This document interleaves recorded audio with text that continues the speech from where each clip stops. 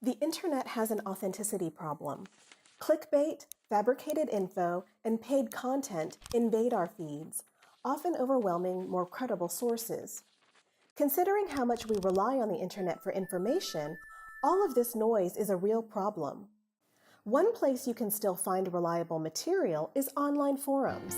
They contain a lot of really insightful info about niche subjects, created by knowledgeable experts and communities that are actually invested in the topic.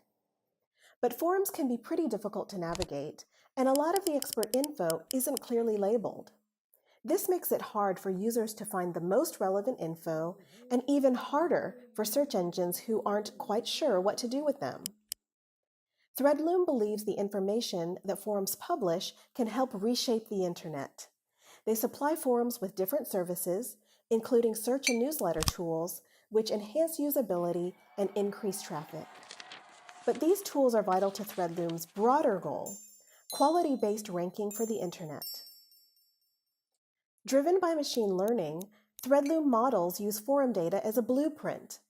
The model learns to recognize what quality information looks like, guided by forum contributors and the info gathered via forum tools.